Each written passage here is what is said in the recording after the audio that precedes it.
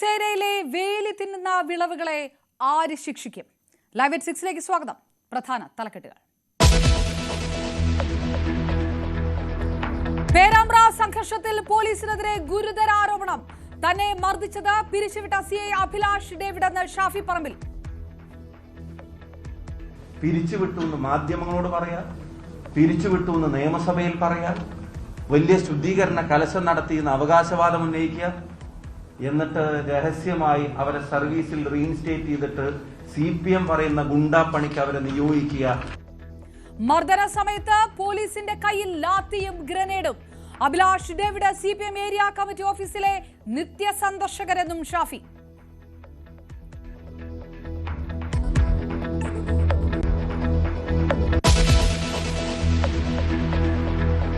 ആകെ 144 പോലീസുകാരെയാണ് വിവിധ നടപടികളുടെ ഭാഗമായി സേനയിൽ നിന്ന് പിരിച്ചുവിട്ടു. സർ, നിങ്ങളെ കാര്യം വിട്ടുകളാ, രാജ്യത്ത് മറ്റെവിടെയെങ്കിലും ഇത്രയും കർക്കശമായ നടപടികൾ സ്വീകരിച്ച ഒരു സംസ്ഥാന ഗവൺമെന്റിനെ കാണാൻ കഴിയോ?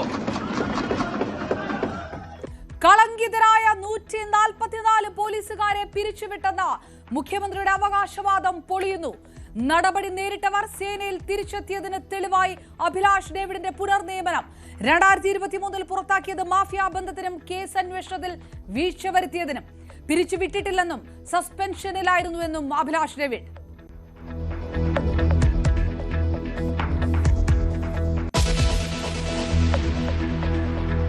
ശബരിമല സ്വർണ്ണക്കൊള്ളയിൽ ദേവസ്വം ബോർഡ് മുൻ ഓഫീസർ മുരാരി ബാബു അറസ്റ്റിൽ. പ്രത്യേക അന്വേഷണ സംഘം കസ്റ്റഡിയിലെടുത്തത് ഇന്നലെ രാത്രി. കേസിൽ അറസ്റ്റിലാകുന്ന രണ്ടാമത്തെ ആൾ. ഉണ്ണികൃഷ്ണൻ പോറ്റിക്കൊപ്പം ഇരുത്തി ചോദ്യം ചെയ്യും.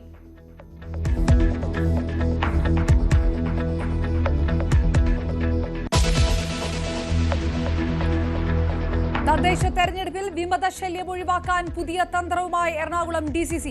വിമത വെല്ലുവിളി ഉയർത്തുന്നവർക്ക് കൗൺസിലിംഗ് നൽകും. അച്ചടക്ക നടപടി കൊണ്ട് കാര്യമില്ലെന്ന് നേതൃത്വം. 3 ടേം വ്യവസ്ഥ ഇളവ് നൽകാനുള്ള ലീഗ് നീക്കത്തിൽ യൂത്ത് ലീഗിന് പ്രതിഷേധം. യുവാക്കളുടെ അവസരം ഇല്ലാതാക്കുമെന്ന ആശങ്ക നേതൃത്വത്തെ അറിയിക്കും.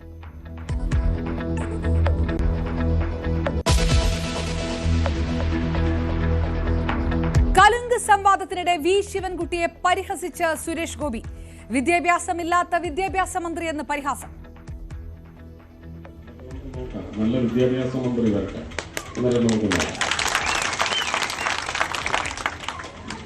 വിദ്യാഭ്യാസമുള്ള വിദ്യാഭ്യാസ മന്ത്രി വരട്ടെ. മൊട്ടുസൂചിയുടെ പോലും ഉപകാരമില്ലാത്ത കലുങ്ക് തമ്പ്രാനെന്ന് തിരിച്ചടിച്ച ശിവൻകുട്ടി. നാക്കടുത്ത കള്ളത്തരം പറയുന്നത് മുൻപ് പറയുന്ന പോലെ അയാൾ വാ തുറക്കുന്നത് ഭക്ഷണം കഴിക്കാനും കള്ളത്തരം പറയാനും വേണ്ടി മാത്രമാണ്. പുതുശ്ശേരിയിൽ കള്ളവണ്ടി രജിസ്റ്റർ ചെയ്ത് സർക്കാരിന്റെ ടാക്സ് വെട്ടിച്ച വേറെ ആരെങ്കിലും ഉണ്ടോ കേരളത്തിൽ? ഇന്ത്യയിൽ ചിലപ്പോൾ ഉണ്ടാവുമായിരിക്കും.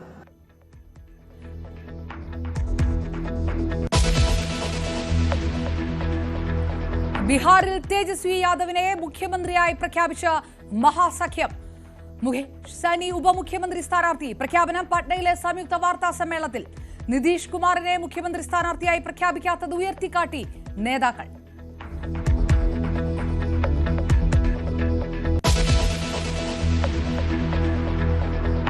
അഡ്ലൈഡിലും ഇന്ത്യക്ക് തോൽവി. ഏകദിന പരമ്പര ഓസ്ട്രേലിയയ്ക്ക്. സംസ്ഥാന സ്കൂൾ കായികമേളയിൽ 100 മീറ്റർ മത്സരങ്ങൾ പുരോഗമിക്കുന്നു. ജൂനിയർ ഗേൾസിൽ ദേവനന്ദ വേഗതാരം.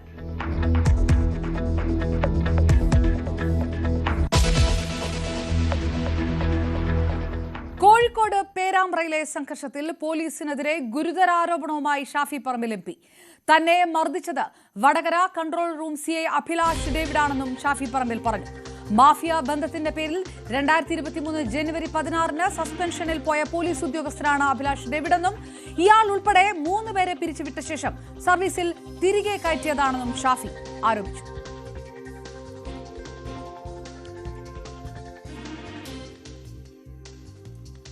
ഗുണ്ടാബന്ധത്തിന്റെ പേരിലും ഗുരുതരമായ കേസുകൾ ഒതുക്കി തീർത്തതിന്റെ പേരിലും ആദ്യം സസ്പെൻഡ് ചെയ്യപ്പെട്ട പിരിച്ചുവിട്ടു എന്ന് ടൈംസിന്റെ ഇതിന്റെയൊക്കെ വാർത്ത, പിന്നെ സസ്പെൻഡ് ചെയ്യപ്പെട്ടത് ഇന്ത്യൻ എക്സ്പ്രസിലെ വാർത്ത. ഈ പറയുന്ന railway police inspector Abhilash David under suspension for being in touch with land mafia was dismissed over lapse in a rape case while he was posted as inspector at Srigaryam station. പിരിച്ചുവിട്ടുന്ന Indian എക്സ്പ്രസ്സിലെ 3 പോലീസുകാരെ പിരിച്ചുവിട്ടുന്ന കേരളത്തിലെ എല്ലാ ദൃശ്യമാധ്യമങ്ങളും, ഇത് 24-ലും മാതൃഭൂമിയും ഏഷ്യാനെറ്റും മനോരമയും മറ്റെല്ലാ ചാനലുകളും news 8-നും print മീഡിയയും എല്ലാവരും തിരുവനന്തപുരത്ത് 3 പോലീസുകാരെ പിരിച്ചുവിട്ടു എന്ന് വാർത്തയാണ്. ഇനി ടൈംസ് ഓഫ് ഇന്ത്യയിൽ ഉൾപ്പെടെ ഇത് പിരിച്ചുവിട്ടു എന്നുള്ള വാർത്ത. ഇപ്പൊ കഴിഞ്ഞ ദിവസം വിവരാവകാശ പ്രകാരം ഒരു വാർത്ത പുറത്തു നിങ്ങൾ കണ്ടു. പിരിച്ചുവിട്ട പോലീസുകാരുടെ ഡീറ്റെയിൽ പോലീസ് ഹെഡ്ക്വാർട്ടേഴ്സിൽ ഇല്ല എന്നുള്ള മറുപടിയാണ് വിവരാവകാശ പ്രകാരം കൊടുക്കുന്നത്. വിവരാവകാശത്തിന്റെ കോപ്പി നിങ്ങൾക്ക് അയച്ചു തരുന്നു. എന്തുകൊണ്ടാണ് പോലീസ് ഹെഡ്ക്വാർട്ടേഴ്സിൽ ഇല്ലാത്തതെന്ന് അറിയോ? പിരിച്ചുവിട്ടു എന്ന് മാധ്യമങ്ങളോട് പറയാം, പിരിച്ചുവിട്ടു എന്ന് നിയമസഭയിൽ പറയാം, വലിയ ശുദ്ധീകരണ കലശം നടത്തിയെന്ന് അവകാശവാദം ഉന്നയിക്കുക, എന്നിട്ട് രഹസ്യമായി അവരെ സർവീസിൽ റീഇൻസ്റ്റേറ്റ് ചെയ്തിട്ട് CPM പറയുന്ന ഗുണ്ടാപ്പണിക്ക് അവരെ നിയോഗിക്കുക. CI അഭിലാഷ് ഡേവിഡ് എന്ന CPM-ന്റെ പോലീസ് ഗുണ്ടയാണ് ഈ പേരാമ്പ്രയിലെ അക്രമത്തിന് നേതൃത്വം നൽകിയത് എന്നുള്ളത് ദൃശ്യങ്ങൾ സഹിതം കേരളത്തിലെ ജനങ്ങളുടെ മുമ്പിൽ പറയാൻ ഞാൻ ആഗ്രഹിക്കുകയാണ്. പോലീസ് അതിക്രമം ആസൂത്രിതമാണെന്നും പോലീസിന്റെ കയ്യിലിരുന്ന ഗ്രനേഡ് പൊട്ടിയാണ് തനിക്ക് പരിക്കുണ്ടായതെന്നും ഷാഫി പറമ്പിൽ കൂട്ടിച്ചേർത്തു.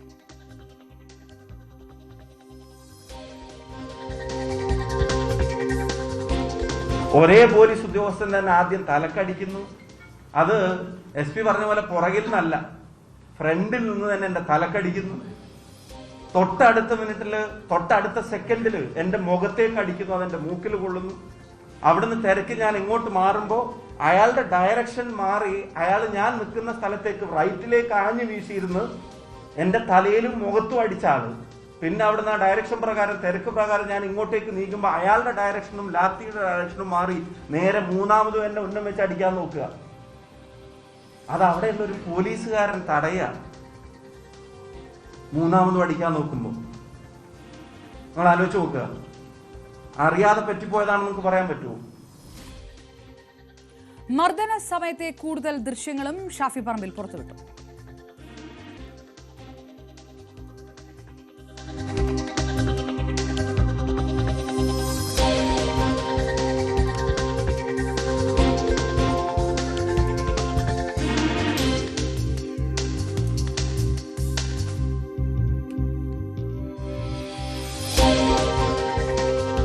MS അനീഷ് കുമാർ ചേരുന്നു വിവരങ്ങളുമായി. അനീഷ്, പോലീസ് മേധാവി പറഞ്ഞത് അടക്കം തള്ളിക്കൊണ്ട് ദൃശ്യങ്ങൾ പുറത്തു വിട്ടുകൊണ്ട് ഷാഫി പറമ്പിൽ MP ഉയർത്തിയ വിഷയം, അത് ഷാഫിക്കേറ്റ മർദ്ദനത്തിനപ്പുറത്തേക്ക് പോലീസ് ക്രിമിനലുകളെ ഏത് തരത്തിൽ സംരക്ഷിക്കുന്നു എന്ന വലിയ ചോദ്യവും ഒക്കെ ചർച്ചയാകുന്ന സമയം കൂടിയാണ്. എത്രത്തോളം ശക്തമായി ഈ വിഷയത്തിനകത്ത് ഷാഫി ആരോപണം ഉന്നയിച്ചിരിക്കുന്നു, കോൺഗ്രസ് ഇതിനകത്ത് എടുക്കുന്ന നിലപാട് അത് ഏത് തരത്തിൽ കൂടിയാണ്?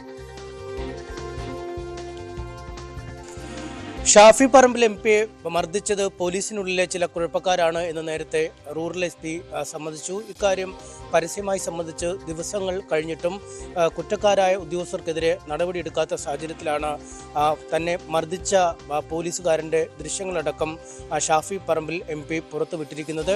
വളരെ കരുതിക്കൂട്ടിയാണ് അഭിലാഷ് ഡേവിഡ് എന്ന പോലീസുകാരൻ തന്നെ മർദ്ദിച്ചത്. 2 ദിശയിൽ വെച്ച് തൻ്റെ മൂക്കിനും തലയ്ക്കും അടിച്ചു. പിന്നീട് വീണ്ടും തലക്കടിക്കാൻ ശ്രമിച്ചപ്പോൾ മറ്റൊരു പോലീസുകാരൻ ഇദ്ദേഹത്തെ തടഞ്ഞുവെന്നും ഷാഫി പറമ്പിൽ പറയുന്നു. ഒരേ പോലീസ് ഉദ്യോഗസ്ഥൻ തന്നെ ആദ്യം തലക്കടിക്കുന്നു. അത് SP പറഞ്ഞ പോലെ പുറകിൽ നിന്നല്ല, ഫ്രണ്ടിൽ നിന്ന് തന്നെ എന്റെ തലക്കടിക്കുന്നു. തൊട്ടടുത്ത മിനിറ്റില്, തൊട്ടടുത്ത സെക്കൻഡില് എന്റെ മുഖത്തേക്ക് അടിക്കുന്നു, അതെന്റെ മൂക്കിൽ കൊള്ളുന്നു. അവിടുന്ന് തിരക്ക് ഞാൻ ഇങ്ങോട്ട് മാറുമ്പോൾ അയാളുടെ ഡയറക്ഷൻ മാറി അയാൾ ഞാൻ നിൽക്കുന്ന സ്ഥലത്തേക്ക് റൈറ്റിലേക്ക് ആഞ്ഞു വീശിയിരുന്ന് എന്റെ തലയിലും മുഖത്തും അടിച്ച ആള്. പിന്നെ അവിടുന്ന് ആ ഡയറക്ഷൻ പ്രകാരം, തിരക്ക് പ്രകാരം ഞാൻ ഇങ്ങോട്ടേക്ക് നീങ്ങുമ്പോൾ അയാളുടെ ഡയറക്ഷനും ലാത്തിയുടെ ഡയറക്ഷനും മാറി നേരെ മൂന്നാമതും എന്നെ ഉന്നം വെച്ച് അടിക്കാൻ നോക്കുക. അത് അവിടെയുള്ള ഒരു പോലീസുകാരൻ തടയുക. മൂന്നാമതും അടിക്കാൻ നോക്കുമ്പോൾ നിങ്ങൾ ആലോചിച്ച് നോക്കുക. അറിയാതെ പറ്റിപ്പോയതാണെന്ന് നമുക്ക് പറയാൻ പറ്റുമോ? സംസ്ഥാന സർക്കാർ ഗുരുതരമായ കൃത്യവിലോപം കണ്ടെത്തിയതിനെ തുടർന്ന് അല്ലെങ്കിൽ കളങ്കിതനായ ഉദ്യോഗസ്ഥനെന്ന് കണ്ടെത്തിയതിനെ തുടർന്ന് നടപടിയെടുക്കാൻ നിർദ്ദേശിക്കപ്പെട്ട 3 ഉദ്യോഗസ്ഥരിൽ ഒരാളാണ് അഭിലാഷ് ഡേവിഡ് എന്നും ഷാഫി പറമ്പിൽ MP ആരോപിക്കുന്നു. അഭിലാഷ് ഡേവിഡ് അടക്കമുള്ള ഉദ്യോഗസ്ഥരെ സസ്പെൻഡ് ചെയ്തിരുന്നു. പിന്നീട് സർവീസിൽ നിന്ന് നീക്കം ചെയ്തു എന്ന തരത്തിൽ മാധ്യമങ്ങളിൽ വാർത്ത വരികയും ചെയ്തു. എന്നാൽ ഇതുമായി ബന്ധപ്പെട്ട കൃത്യമായ വിവരങ്ങൾ സർക്കാർ നൽകുന്നില്ല.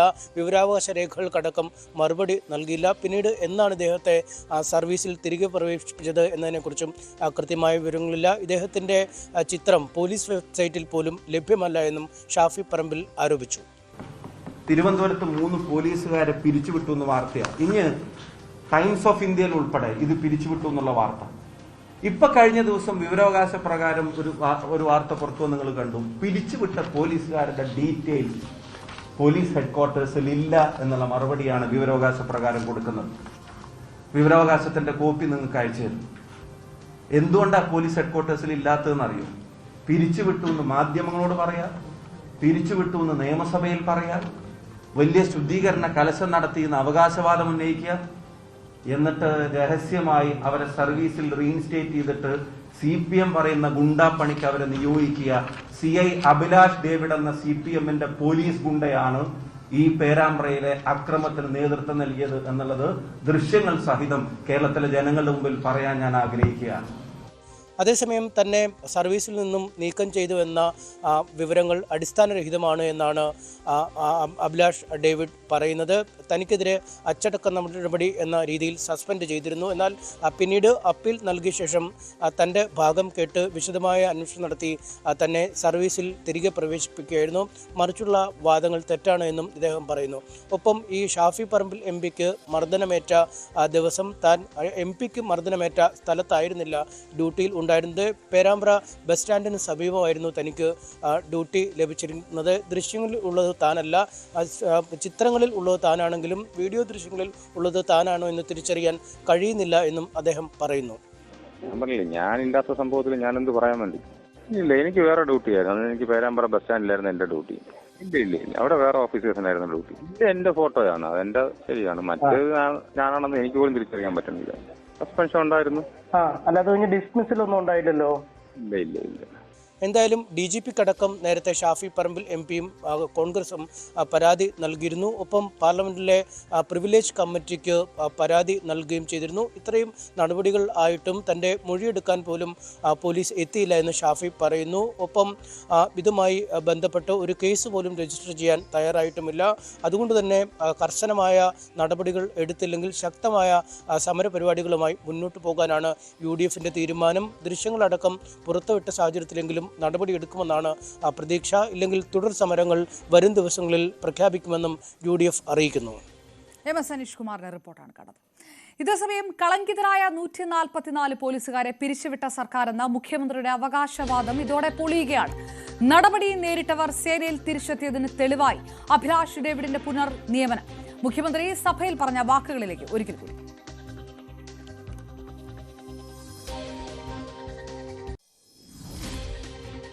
ആകെ 144 പോലീസുകാരെയാണ് വിവിധ നടപടികളുടെ ഭാഗമായി സേനയിൽ നിന്ന് പിരിച്ചുവിട്ടു. സർ, നിങ്ങളെ കാര്യം വിട്ടുകളാ, രാജ്യത്ത് മറ്റെവിടെയെങ്കിലും ഇത്രയും കർക്കശമായ നടപടികൾ സ്വീകരിച്ച ഒരു സംസ്ഥാന ഗവൺമെന്റിനെ കാണാൻ കഴിയോ? സർ, 2016 മുതൽ സമഗ്രമായ ഇടപെടലാണ് പോലീസ് സേനയിൽ നടന്നുകൊണ്ടിരിക്കുന്നത്. VV വിനോദ് വിവരങ്ങളുമായി ചേരുന്നു. വിനോദ്, മുഖ്യമന്ത്രി സഭയിൽ ഈ വാക്കുകൾ പറഞ്ഞതിനു ശേഷം ഈ കണക്ക് തെറ്റാണ്, ക്രൈം റെക്കോർഡ്സ് ബ്യൂറോ പറയുന്നത് ഈ തെറ്റാണ് എന്ന് പ്രസ്താവനയുമായി രമേശ് ചെന്നിത്തല അടക്കമുള്ള കോൺഗ്രസ് നേതാക്കൾ അന്നേ തന്നെ രംഗത്തെത്തിയതാണ്. വീണ്ടും ഇതൊരു ചർച്ചയ്ക്കും ഒരു രാഷ്ട്രീയ വലിയ വാഗ്വാദത്തിനും വഴിവെക്കുകയും ചെയ്യുന്നു. ആദ്യമായിട്ട് ഇപ്പോൾ അഭിലാഷ് ഡേവിഡ് സസ്പെൻഡ് ചെയ്യപ്പെട്ടതാണ് എന്നുള്ള അഭിലാഷ് ഡേവിഡിന്റെ അവകാശവാദം അത് ശരിയല്ല എന്ന ഒരു സ്ഥിരീകരണത്തിലേക്ക് കൂടി കാര്യങ്ങൾ എത്തുകയാണോ? പിരിച്ചുവിട്ടതിനു ശേഷം തിരികെ കയറ്റിയതാണ് എന്ന കാര്യത്തിൽ കൂടി സ്ഥിരീകരണമാകുകയാണോ ഇപ്പോൾ?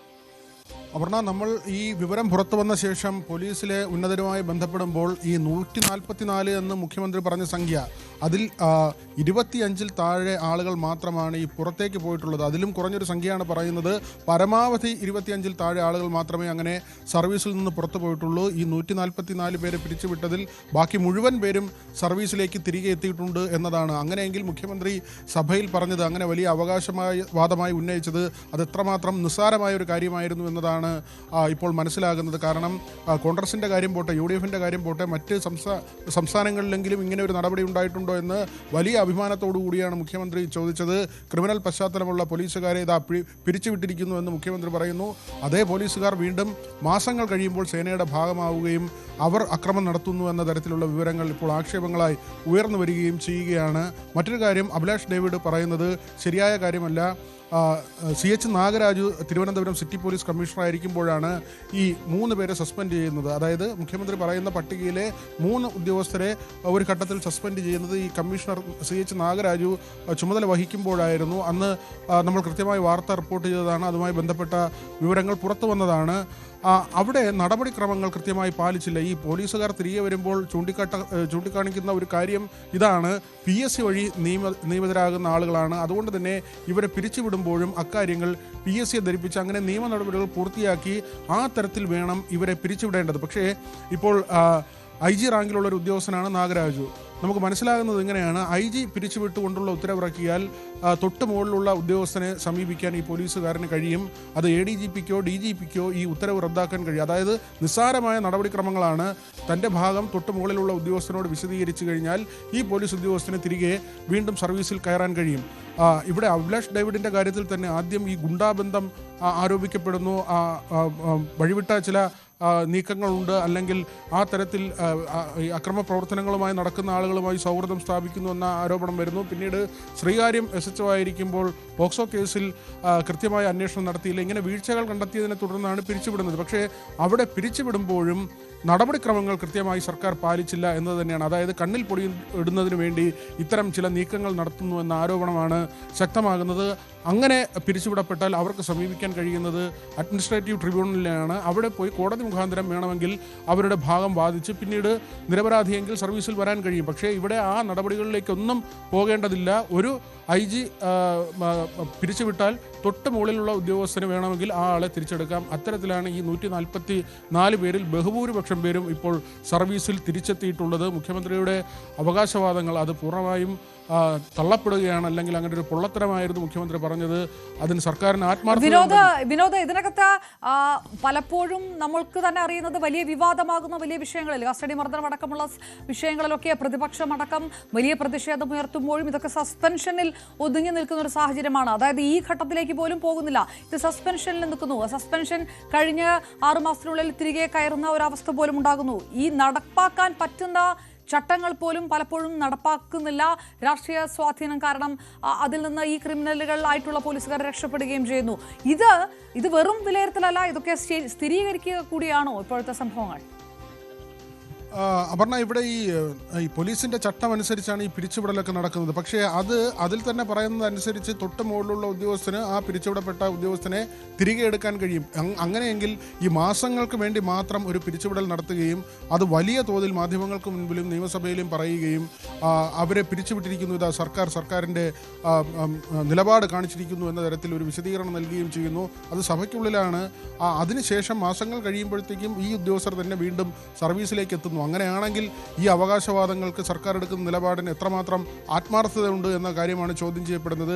ഇങ്ങനെ ഒരു സംഘർഷം ഉണ്ടായതുകൊണ്ട് ഷാഫി പറമ്പലിൻ്റെ പരാതി വരുന്നതുകൊണ്ട് അഭിലാഷ് ഡേവിഡ് സർവീസിലുണ്ടെന്ന കാര്യം തിരിച്ചറിയപ്പെട്ടു. തല്ലിയത് അഭിലാഷ് ആണെങ്കിലും അല്ലെങ്കിലും അഭിലാഷ് ഇപ്പോൾ സർവീസിലുണ്ട് എന്ന കാര്യം വ്യക്തമായിരിക്കുന്നു. പക്ഷേ ഇങ്ങനൊരു സംഭവം ഉണ്ടായില്ലെങ്കിൽ മുഖ്യമന്ത്രി സഭയിൽ നടത്തിയ പ്രഖ്യാപനം ഈ 144 പേരുടെ പിരിച്ചുവിടൽ അത് ഒരു മഹാസംഭവമായി ആളുകൾ കരുതുന്ന ഒരു നിലയുണ്ടാകും.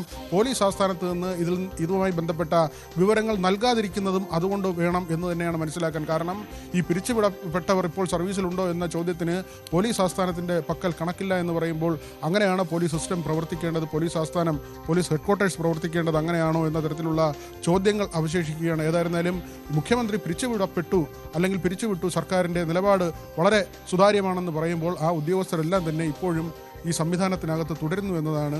വിനോദ, രാഷ്ട്രീയമായിട്ട് ഇതിപ്പോ ഷാഫി പറമ്പലിന്റെ പ്രസ്താവനയ്ക്കപ്പുറത്തേക്ക് കോൺഗ്രസ് ഇത് ഏത് തരത്തിൽ ഏറ്റെടുക്കുന്നു? ഇതൊരു പ്രതിപക്ഷം ഇതുമായി ബന്ധപ്പെട്ട് പോകുന്നുണ്ടോ? BJP അടക്കം കൂടുതൽ പ്രതികരണങ്ങൾ വന്നിട്ടുണ്ടോ? ഇതൊരു രാഷ്ട്രീയ വിഷയമായിട്ട് ഉയരാനുള്ളൊരു സാധ്യത വരും മണിക്കൂറുകളിലുണ്ടോ? തീർച്ചയായും കഴിഞ്ഞ തൊട്ടു മുമ്പുള്ള സഭാ സമ്മേളനത്തിലാണ് മുഖ്യമന്ത്രി ഇക്കാര്യങ്ങൾ പറഞ്ഞത്. അത് കഴിഞ്ഞിപ്പോൾ ഒരു സഭാ സമ്മേളനം കൂടി ആകുമ്പോഴാണ് ഇങ്ങനെ ഈ പുറത്താക്കപ്പെട്ട പോലീസ് ഉദ്യോഗസ്ഥരൊക്കെ അകത്ത് കയറി എന്ന വിവരം പുറത്തു വരുന്നത്.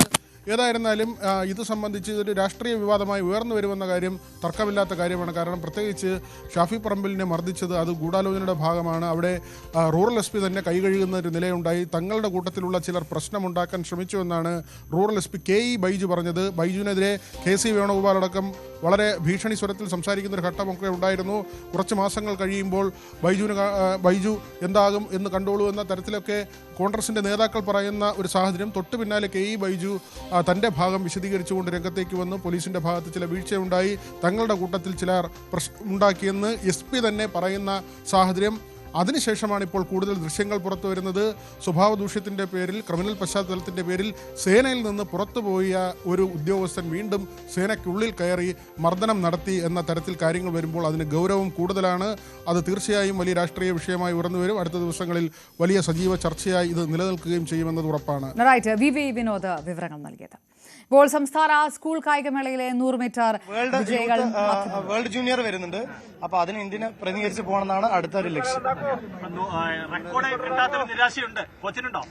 തീർച്ചയായിട്ടും ഉണ്ട്. ഇനി അടുത്ത മത്സരങ്ങൾ വരുമ്പോൾ സീനിയർ ലെവലിൽ മത്സരിച്ച് ജയിക്കട്ടെ എന്നാണ് നമുക്ക് പറയാനുള്ളത്. നമ്മുടെ ഇവനെ കുറച്ച് സപ്പോർട്ട് ചെയ്യുന്ന ആൾക്കാരുണ്ട്. HRDS എന്ന് പറഞ്ഞിട്ടുള്ള സപ്പോർട്ട് ചെയ്തിട്ടുണ്ട്. അതുപോലെ തന്നെ അവിടെയുള്ള ചിറ്റൂരിലെ സ്കൂളും അതുമായി ബന്ധപ്പെട്ട ആൾക്കാരും സപ്പോർട്ട് ചെയ്തിട്ടുണ്ട്. അവന്റെ അച്ഛൻ അതുപോലെ തന്നെ ദേശീയ താരമാണ്. അപ്പൊ മകന് അതെ 400, 200 ചെയ്തിട്ടുണ്ട്. നാഷണൽ അത്ലറ്റാണ്. ഗോൾഡ്, സിൽവർ, ബ്രോൺസ് എല്ലാം നേടിയിട്ടുണ്ട്. അതെ അതെ, അച്ഛനാണ് ഇൻസ്പിറേഷൻ. ജ്യോതിപ്രകാശ്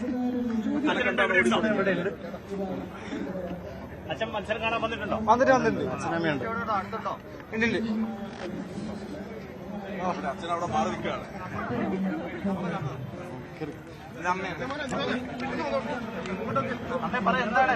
വളരെ സന്തോഷം. ഇതുവരെ സന്തോഷമില്ല. അച്ഛനുണ്ടല്ലേ? അപ്പം അച്ഛൻ മുൻ അത്ലറ്റാണ്. മുൻ അത്ലറ്റ് നിലയിൽ മകൻ കൊടുത്ത ഉപദേശം എന്തായിരുന്നു? ഉപദേശം എനിക്ക് ഇന്റർനാഷണൽ മെഡലിസ്റ്റ് ആണ്. അതാണ് ഞാൻ കൊടുത്തിരിക്കുന്ന ഉപദേശം. അതാണ് ടാർഗറ്റ്. അതവൻ ചെയ്യും. ആ കോൺഫിഡന്റ് ഉണ്ട്. ഞങ്ങളൊരു 10-6-7 താഴ്ത്തി പ്രതീക്ഷിച്ചത്. അവൻ 4 ഇഞ്ച് കൊണ്ട് ചെയ്യാൻ പറ്റില്ല. അല്ലെങ്കിൽ അവൻ ഉറപ്പായിട്ടും 10-7 താഴ്ത്തി ഓടിയിട്ടുണ്ടാവും.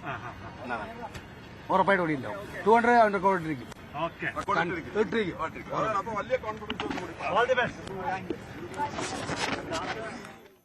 സ്കൂൾ കായികമേളയിലെ വിജയികളുടെയും ഒപ്പം രക്ഷിതാക്കളുടെയും സന്തോഷം നിറഞ്ഞ പ്രതികരണം കൂടിയാണ് കണ്ടത്. നമുക്ക് വാർത്തകളിലേക്ക് വീണ്ടും. ശബരിമല സ്വർണ്ണക്കൊള്ളക്കേസിൽ അറസ്റ്റിലായ മുൻ അഡ്മിനിസ്ട്രേറ്റീവ് ഓഫീസർ മുരാരി ബാബുവിനെ റാന്നി കോടതിയിൽ ഹാജരാക്കി. ഇന്നലെ രാത്രി 10 മണിക്കാണ് പെരുന്നയിലെ വീട്ടിൽ വെച്ച് ഇയാളെ കസ്റ്റഡിയിലെടുത്തത്. കേസിലെ 2ാം പ്രതിയാണ് മുരാരി ബാബു. മണിക്കൂറുകൾ നീണ്ട ചോദ്യം ചെയ്യലുകൾക്ക് ശേഷമായിരുന്നു അറസ്റ്റ്. ശബരിമല സ്വർണ്ണക്കൊള്ളയുമായി ബന്ധപ്പെട്ട് പ്രത്യേക അന്വേഷണ സംഘത്തിന്റെ നിർണായക നീക്കങ്ങളാണ് നടന്നുകൊണ്ടിരിക്കുന്നത്. ഉദ്യോഗസ്ഥ തലത്തിൽ നിന്നും മുരാരി ബാബുവിനെ കഴിഞ്ഞ ദിവസം അറസ്റ്റ് ചെയ്തു. ദേവസ്വം ബോർഡിന്റെ അന്നത്തെ പ്രധാനപ്പെട്ട തസ്തികയിലിരുന്ന മുരാരി ബാബു ഈ ഒരു സ്വർണ്ണക്കൊള്ളയുമായി ബന്ധപ്പെട്ട് നിരവധി സഹായങ്ങൾ ചെയ്തു നൽകിയെന്നാണ് വിജിലൻസിന്റെ അന്വേഷണത്തിനടക്കം കണ്ടെത്തിയിരുന്നത്. ഈ ഒരു സ്വർണ്ണക്കൊള്ളയുമായി ബന്ധപ്പെട്ട് ഉണ്ണികൃഷ്ണൻ പോറ്റിയെ കുറച്ച് ദിവസങ്ങൾക്ക് മുൻപടക്കം അറസ്റ്റ് ചെയ്തിരുന്നു. മണിക്കൂറുകളോളം നീണ്ട, ഏകദേശം കഴിഞ്ഞ ദിവസം രാത്രിയോടുകൂടി സ്വന്തം വീട്ടിൽ നിന്ന് അറസ്റ്റ് ചെയ്ത് വൈകുന്നേരം വരെ ചോദ്യം ചെയ്യൽ നടപടികൾ പുരോഗമിച്ചിരുന്നു. ഈ ഒരു അന്വേഷണ സംഘത്തിന്റെ തലവൻ H. വെങ്കിടേഷ് അടക്കമുള്ള ക്രൈംബ്രാഞ്ച് ADGP ആയിട്ടുള്ള H. വെങ്കിടേഷ് അടക്കമുള്ള ഉന്നത പോലീസ് ഉദ്യോഗസ്ഥർ ഇദ്ദേഹത്തെ മണിക്കൂറുകൾ നീണ്ട ചോദ്യം ചെയ്യൽ നടപടികൾക്ക് ശേഷമാണ് വൈദ്യപരിശോധനയ്ക്കായി ആശുപത്രിയിൽ എത്തിച്ചതും. ഈ ഒരു സ്വർണ്ണക്കൊള്ളയുമായി ബന്ധപ്പെട്ട് ദേവസ്വം ബോർഡിന്റെ ഭാഗത്തു നിന്നുണ്ടായ സഹായങ്ങൾ എങ്ങനെയാണ്, അതിന്റെ പിന്നിലുള്ള ഗൂഢാലോചനകൾ എത്രത്തോളം ഉണ്ട് എന്ന തലത്തിലേക്ക് അന്വേഷണം കടക്കുന്നു എന്ന സൂചന നൽകിക്കൊണ്ടാണ് ഇപ്പോൾ മുരാരി ബാബുവിനെ അറസ്റ്റ് ചെയ്തത്. വിജിലൻസിന്റെ അന്വേഷണത്തിൽ തന്നെ ഇദ്ദേഹത്തിനെതിരെ കൃത്യമായ തെളിവുകളുണ്ട്. അതായത് ഈ ഒരു ക്രമക്കേടിൽ ഇയാൾക്ക് പങ്കുണ്ടെന്ന് കൃത്യമായ തെളിവുകളുണ്ടെന്ന് വിജിലൻസിന്റെ അന്വേഷണത്തിൽ തന്നെ കണ്ടെത്തിയിരുന്നു. ഈ റിപ്പോർട്ടിനെ അടിസ്ഥാനപ്പെടുത്തിയും മറ്റും പിന്നെ 2019 ഈ ഒരു സ്വർണ്ണപ്പാളി ഇവിടെ നിന്ന് കൊണ്ടുപോകാൻ ഒത്താശ ചെയ്തതും ഈ ഒരു സ്വർണ്ണപ്പാളി ചെമ്പുപാളിയാണെന്ന് മഹസറിൽ രേഖപ്പെടുത്തുകയും ചെയ്തതിൽ പ്രധാന പങ്കുവച്ചത് ഈ മുരാരി ബാബുവായിരുന്നു. ഇദ്ദേഹത്തിനൊപ്പം തന്നെ ഉണ്ടായിരുന്ന 2 ഉദ്യോഗസ്ഥരെ വിജിലൻസിന്റെ അന്വേഷണത്തിന്റെ ഭാഗമായി ഈ ഒരു ആരോപണ വിധേയരായി ഉന്നയിച്ചിരുന്നു. ഇവരെ അടക്കം ഈ ഒരു അന്വേഷണത്തിന്റെ പരിധിയിലേക്ക് കൊണ്ടുവരുമെന്നാണ് ഈ ഒരു നീക്കത്തിലൂടെ മനസ്സിലാക്കാൻ കഴിയുന്നത്. ഈ ഒരു ശബരിമല ക്ഷേത്രവുമായി നിൽക്കുന്ന ഈ ഒരു കൊള്ളയുമായി ബന്ധപ്പെട്ട് ദേവസ്വം ബോർഡിലേക്ക് അന്വേഷണം എത്തി നിൽക്കുന്നു എന്നാണ് മനസ്സിലാക്കാൻ കഴിയുന്നത്. ഇനി എത്രത്തോളം ഉന്നതർ ഈ ഒരു കൊള്ളയിൽ ബന്ധപ്പെട്ടിരിക്കുന്നു, ഈ ഒരു അന്വേഷണ സംഘത്തിന് എവിടെ വരെ ചെന്നെത്താൻ കഴിയും എന്നുള്ളൊരു ചോദ്യം നിലനിൽക്കുന്നുണ്ട്. ഹൈക്കോടതിയുടെ പ്രത്യേക നിരീക്ഷണത്തിലാണ് ഈ ഒരു അന്വേഷണം നടക്കുന്നത്. കർശനമായ നിർദ്ദേശമുണ്ട്, യാതൊരു വിവരങ്ങളും പുറത്തേക്ക് പോകരുത്, 6 ആഴ്ചക്കുള്ളിൽ അന്വേഷണം പൂർത്തിയാക്കണമെന്ന്. ഇനി ചുരുങ്ങിയ ആഴ്ചകൾ മാത്രമേ അന്വേഷണ സംഘത്തിന്റെ മുൻപിൽ ബാക്കിയുള്ളൂ. കൂടുതൽ വലിയ സ്രാവുകളിലേക്ക് എത്രത്തോളം എത്താൻ കഴിയുമെന്നുള്ളൊരു സാധ്യതയും മുന്നിൽ കണ്ടുകൊണ്ട് വളരെ വേഗം അന്വേഷണം പുരോഗമിക്കുകയാണ്. ഇനി ദേവസ്വം ബോർഡിലെ വലിയ വമ്പന്മാരാണോ അതോ രാഷ്ട്രീയ തലത്തിലുള്ള വലിയ ആൾക്കാരാണോ ഇതിൽ കുടുങ്ങാൻ പോകുന്നത്? ഇതിലെ പിന്നിലുള്ള ഗൂഢാലോചനകൾ എത്രത്തോളമാണ്? സ്മാർട്ട് ക്രിയേഷനുമായി ബന്ധപ്പെട്ട് എത്രത്തോളം ക്രമക്കേടുകൾ നടന്നിട്ടുണ്ട് എന്നുള്ള ചോദ്യങ്ങളെല്ലാം നിലനിർത്തിക്കൊണ്ട് തന്നെ അന്വേഷണ സംഘം മുന്നോട്ട് പോവുകയാണ്. നിലവിൽ 2 അറസ്റ്റുകളാണ് നടന്നിട്ടുള്ളത്. 2ാം പ്രതിയായിട്ടാണ് മുരാരി ബാബുവിനെ അറസ്റ്റ് ചെയ്തിരിക്കുന്നത്. കൂടുതൽ നടപടിക്രമങ്ങൾ എന്തെന്ന ചോദ്യം ബാക്കി നിർത്തിക്കൊണ്ട് അന്വേഷണ സംഘം രഹസ്യ സ്വഭാവം സൂക്ഷിച്ചുകൊണ്ട് മുന്നോട്ട് പോവുകയാണ്. ക്യാമറമാൻ വിനോദിനോടൊപ്പം സാരംഗ് സുധാകരൻ, ന്യൂസ് 18 തിരുവനന്തപുരം. ആധുനിക കാലത്തും ശ്രീനാരായണ ഗുരുദർശനം പ്രസക്തമെന്ന് രാഷ്ട്രപതി ദ്രൗപദി മുർമു. ശിവഗിരിയിൽ ശ്രീനാരായണ ഗുരു മഹാസമാധിയുടെ ശതാബ്ദി ആചരണ സമ്മേളനം ഉദ്ഘാടനം ചെയ്യുകയായിരുന്നു രാഷ്ട്രപതി. വൈക്കം സത്യഗ്രഹം ഉൾപ്പെടെയുള്ള ചരിത്ര വസ്തുതകളാണ് പുരോഗമന കേരളത്തിന്റെ സൃഷ്ടിക്ക് പങ്കുവഹിച്ചതെന്ന് Pala saint Thomas college platinum jubilee ആഘോഷങ്ങളുടെ ഉദ്ഘാടനം നിർവഹിച്ച് രാഷ്ട്രപതി പറഞ്ഞു. രാവിലെ രാജ്ഭവനിൽ മുൻ രാഷ്ട്രപതി KR നാരായണന്റെ പ്രതിമ രാഷ്ട്രപതി അനാച്ഛാദനം ചെയ്തു. പ്രൗഢഗംഭീരമായ പരിപാടികളിൽ പങ്കെടുത്തുകൊണ്ടാണ് രാഷ്ട്രപതി തന്റെ സന്ദർശനത്തിന്റെ 3ാം ദിവസം ചെലവഴിച്ചത് എന്നുള്ളതാണ് ഏറ്റവും ശ്രദ്ധേയമായിട്ടുള്ളത്. രാവിലെ KR നാരായണന്റെ പ്രതിമ രാജ്ഭവനിൽ അനാച്ഛാദനം ചെയ്തുകൊണ്ടായിരുന്നു തുടക്കം. ഇതിനൊരു പ്രത്യേകത, നേരത്തെ മുൻ രാഷ്ട്രപതിയായിരുന്ന രാംനാഥ് കോവിന്ദ് നിർദ്ദേശിച്ചത് പ്രകാരമാണ് ഇങ്ങനെയൊരു പ്രതിമ അവിടെ സ്ഥാപിച്ചത്. അതുകൊണ്ട് തന്നെ രാംനാഥ് കോവിന്ദ് ഉൾപ്പെടെയുള്ളവർ, അതേപോലെ മുൻ ഗവർണർ ആരിഫ് മുഹമ്മദ് ഖാൻ ഉൾപ്പെടെയുള്ളവരും ഇപ്പോഴത്തെ ഗവർണറും എല്ലാം ചേർന്നൊരു പ്രൗഢഗംഭീരമായ പരിപാടിയിലാണ് ഈ ചടങ്ങ് നടന്നത്. ഉച്ചയോടുകൂടിയാണ് ശിവഗിരിയിൽ രാഷ്ട്രപതി എത്തിയത് എന്നുള്ളതാണ്. അവിടെ സമാധിയിലടക്കം പ്രാർത്ഥന നടത്തി. അതേപോലെ തന്നെ പരിപാടിയിൽ പങ്കെടുത്തുകൊണ്ട് ശ്രീനാരായണ ഗുരുവിൻ്റെ ഇക്കാലത്തെയും ഒരു പ്രസക്തി വിളിച്ചോതുന്ന ഒരു പ്രസംഗമാണ് രാഷ്ട്രപതി അവിടെ നടത്തിയത്. മാത്രമല്ല, സാധാരണഗതിയിൽ പരിപാടിയിൽ വന്നു പോകുന്നതിനപ്പുറത്തേക്ക് അവിടെ നിന്ന് ഉച്ചഭക്ഷണം ഉൾപ്പെടെ കഴിച്ച ശേഷമാണ് രാഷ്ട്രപതി കോട്ടയത്തേക്ക് മടങ്ങുകയും ചെയ്തത്. വലിയൊരു പരിപാടി, വലിയ ജനസഞ്ചയത്തിൻ്റെ ഒരു പ്രത്യേകതയും അത്രത്തോളം ആളുകളും പങ്കെടുത്തൊരു പരിപാടിയാണ് ശിവഗിരിയിൽ നടന്നത്. കാലാവസ്ഥ സാഹചര്യം മോശമാകാൻ സാധ്യതയുള്ളതിനാൽ കോട്ടയത്തെ പരിപാടി ഒരൽപ്പം നേരത്തെയാക്കി. നേരത്തെ 4:15 രാഷ്ട്രപതി വേദിയിലെത്തുമെന്ന് അറിയിച്ചിരുന്നതെങ്കിൽ ഇവിടെ അതിന് മുൻപ് തന്നെ 3:30 തന്നെ എത്തുന്നു. 4:15 ഏതാണ്ട് പരിപാടി പൂർത്തിയായി. 4:30 പരിപാടി പൂർത്തിയാകുന്ന ഒരു സാഹചര്യമാണ് ഉണ്ടായിട്ടുള്ളത്. അവിടെയും കേരളത്തിൻ്റെ സംഭാവന, അതിനുമപ്പുറത്തേക്ക് കോട്ടയത്തിൻ്റെ വിദ്യാഭ്യാസ രംഗത്തടക്കം വൈക്കം സത്യാഗ്രഹം ഉൾപ്പെടെ അനാചാരങ്ങൾക്കെതിരെ നടന്ന പോരാട്ടം, ഇതുൾപ്പെടെ ചൂണ്ടിക്കാണിച്ചുകൊണ്ടായിരുന്നു രാഷ്ട്രപതിയുടെ പ്രസംഗമുണ്ടായിരുന്നത്. പാലാ സെന്റ് തോമസ് കോളേജിലെ ഹെലിപ്പാഡിൽ നിന്നും നേരെ കോട്ടയത്തേക്ക് പോയ രാഷ്ട്രപതി അവിടെ നിന്ന് റോഡ് മാർഗമാണ് കുമരകത്തേക്ക് യാത്ര തിരിച്ചത്. ഇന്ന് കുമരകത്ത് ആണ് താമസമുള്ളത്. നാളെ രാവിലെ എറണാകുളത്ത് പരിപാടിയിൽ പങ്കെടുക്കാനായി രാഷ്ട്രപതി അവിടെ നിന്ന് മടങ്ങും. എന്തായാലും വലിയ ദീർഘമായൊരു സന്ദർശനം എന്ന് തന്നെ വിശേഷിപ്പിക്കാം. 4 ദിവസത്തെ സന്ദർശനം അങ്ങനെ നാളത്തെ രാവിലെ നടക്കുന്ന പരിപാടിയോടുകൂടി പൂർത്തിയാകും. രാഷ്ട്രപതിയുടെ ശബരിമല സന്ദർശനത്തെ വിമർശിച്ച് വാട്സ്ആപ്പ് സ്റ്റാറ്റസ് ഇട്ട ആലത്തൂർ ഡിവൈഎസ്പിയോട് വിശദീകരണം ആവശ്യപ്പെട്ട് ജില്ലാ പോലീസ് മേധാവി. ഹൈക്കോടതി വിധി കാറ്റിൽ പറത്തി പലവിധ ആചാര ലംഘനങ്ങൾ നടത്തിയാണ് രാഷ്ട്രപതിയും സുരക്ഷാ ഉദ്യോഗസ്ഥരും സന്ദർശനം നടത്തിയതെന്നായിരുന്നു വാട്സ്ആപ്പ് സ്റ്റാറ്റസിന്റെ ഉള്ളടക്കം. സംസ്ഥാനത്ത് അതിശക്തമായ മഴയ്ക്കുള്ള സാധ്യത പ്രവചിച്ചിരിക്കുകയാണ് കാലാവസ്ഥാ വകുപ്പ്.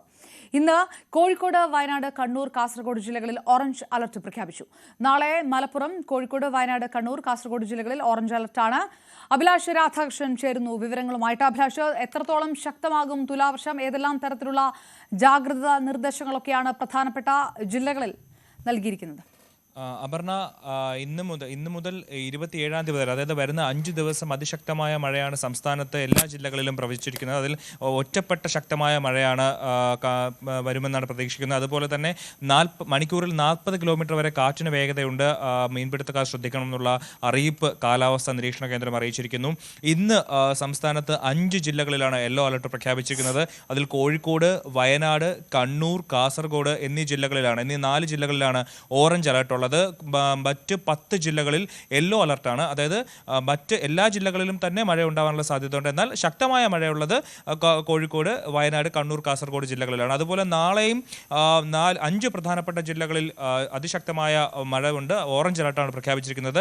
മലപ്പുറം, കോഴിക്കോട്, വയനാട്, കണ്ണൂർ, കാസർഗോഡ് എന്നീ ജില്ലകളിലാണ് നാളെ ഓറഞ്ച് അലർട്ട് പ്രഖ്യാപിച്ചിരിക്കുന്നത്. മറ്റ് 5 ജില്ലകളിൽ തിരുവനന്തപുരം, ഇടുക്കി, എറണാകുളം, പാലക്കാട് തുടങ്ങിയിട്ടുള്ള തൃശൂർ, പാലക്കാട് തുടങ്ങിയിട്ടുള്ള ജില്ലകളിൽ നാളെ യെല്ലോ അലർട്ടും പ്രഖ്യാപിച്ചിട്ടുണ്ട്. അതുപോലെ 27-ാം തീയതി വരെ അതിശക്തമായ മഴയ്ക്ക് സാധ്യതയുണ്ട്. കാരണം ബംഗാൾ ഉൾക്കടലിൽ ന്യൂനമർദ്ദം രൂപപ്പെട്ടിരിക്കുന്ന സാഹചര്യത്തിലാണ്. അപർണ. അഭിലാഷ് ആദർശം വിവരമാണ് നൽകിയത്. മറ്റു വാർത്തകൾ കാണാം ഇടവേളയ്ക്ക് ശേഷം.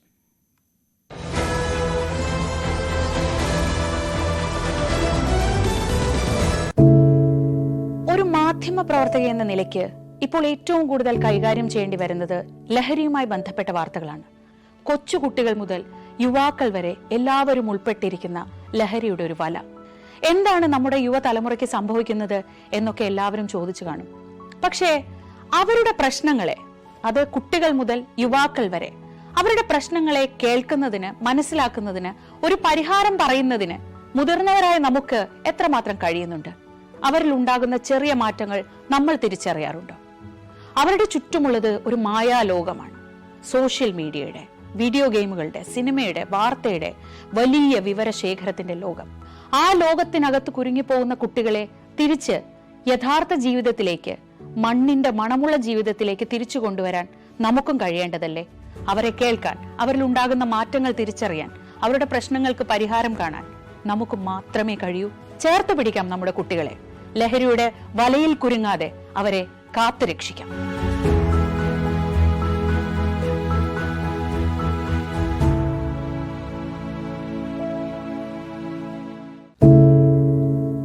എന്തുപറ്റി നമ്മുടെ നാടിന് എന്ന് ചോദിച്ചു പോകുന്ന കാര്യങ്ങളാണ് ഇപ്പോൾ സംഭവിക്കുന്നത്. എന്തൊക്കെയാണ് നമ്മുടെ യുവതലമുറ തെരുവുകളിൽ കാട്ടിക്കൂട്ടുന്നത്? കൊല്ലാൻ പോലും മടികാട്ടാത്ത ഇവർ സ്വബോധത്താൽ ഇങ്ങനെയൊന്നും ചെയ്യില്ല. നാടിന്റെ അഭിമാനമായി വളരേണ്ട യുവത്വത്തെ ഇങ്ങനെ പോകാൻ അനുവദിച്ചുകൂടാ. നമ്മൾ ഓരോരുത്തരും മാതാപിതാക്കൾ കൂടിയാണ്. നേർവഴിക്ക് നടത്താൻ, തെറ്റുകൾ പറഞ്ഞു മനസ്സിലാക്കാൻ നമുക്ക് കഴിയണം. ഇപ്പോഴത്തെ അക്രമ സംഭവങ്ങളിൽ 99% ലഹരിയുടെ, പ്രത്യേകിച്ച് ഗുരുതരമായ ആരോഗ്യ പ്രശ്നങ്ങളിലേക്ക് കൊണ്ടുവന്നെത്തിക്കുന്ന ഡ്രഗ്സിന്റെ ഉപയോഗമുണ്ടെന്ന് മനസ്സിലാക്കിയിട്ടുണ്ട്. ഇത് നിസ്സാരമല്ല. കണ്ടില്ലെന്ന് നടിക്കാൻ ആർക്കുമാവില്ല. ജീവിതം ഒട്ടേറെ ബാക്കിയുണ്ടെന്ന് യുവതലമുറ മനസ്സിലാക്കണം. സ്നേഹിക്കാൻ, സർഗാത്മകത ലഹരിയുടെ സഹായമില്ലാതെ വളർത്താൻ അവർക്ക് കഴിയണം.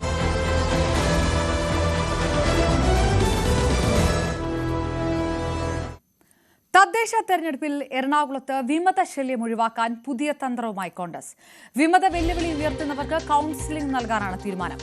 അച്ചടക്ക നടപടി കൊണ്ട് കാര്യമില്ല എന്ന നിലപാടിലാണ് എറണാകുളം DCC പ്രസിഡന്റ് മുഹമ്മദ് ഷിയാസ്. കഴിഞ്ഞ തവണ കൊച്ചി കോർപ്പറേഷനുണ്ടായ തിരിച്ചടി പാഠമാണെന്നും ഷിയാസ് ന്യൂസ് 8നോട് പറഞ്ഞു. റിബലുകൾ, വിമതർ ഏറ്റവും കൂടുതൽ സ്വാധീനം ചെലുത്തുന്ന, അല്ലെങ്കിൽ ഏറ്റവും കൂടുതൽ അട്ടിമറി നടത്തിയിട്ടുള്ള ഒരു പാർട്ടി എന്ന രീതിയിൽ കോൺഗ്രസിനെ പലപ്പോഴും കാണാനാവും. പ്രത്യേകിച്ച് തദ്ദേശ സ്വയംഭരണ തെരഞ്ഞെടുപ്പ് കാലമാകുമ്പോൾ ഈ കോൺഗ്രസിലാണ് കൂടുതലായും തന്നെ വിമത ചിന്തകൾ ഉയരുന്നതും പലരും സ്ഥാനാർത്ഥിയായി മാറുന്നതുമല്ല. അതിന് ഒരു മുഴം മുന്നേ നീങ്ങുകയാണ് എറണാകുളം ജില്ലാ കോൺഗ്രസ് നേതൃത്വം. കഴിഞ്ഞ ഒരു വർഷത്തിലധികമായി ഇവർ ഈ രീതിയിൽ തന്നെ പ്രവൃത്തി ചെയ്ത് മുന്നോട്ട് പോകുന്നു. പലയിടത്തും സ്ഥാനാർത്ഥികളെ കണ്ടെത്താനുള്ള ശ്രമങ്ങൾ ഉണ്ടായെന്ന് DCC പ്രസിഡന്റ് തന്നെ പറയുന്നു. നമ്മൾക്കറിയാം, കൊച്ചിൻ കോർപ്പറേഷൻ കഴിഞ്ഞ തെരഞ്ഞെടുപ്പിൽ പരാജയപ്പെടാനുണ്ടായ സാഹചര്യം റിബൽ ശല്യമാണ്. പ്രത്യേകിച്ചും ആ റിബലുകളാണ് പിന്നീട് LDFന് പിന്തുണ കൊടുത്തത്. അപ്പോൾ ആ തരത്തിലുള്ള പ്രശ്നങ്ങളെല്ലാം ഞങ്ങൾ ഈ കഴിഞ്ഞ കാലയളവിലെല്ലാം ഞങ്ങളുടെ പ്രവർത്തകരെ ബോധ്യപ്പെടുത്തിയിട്ടുണ്ട്.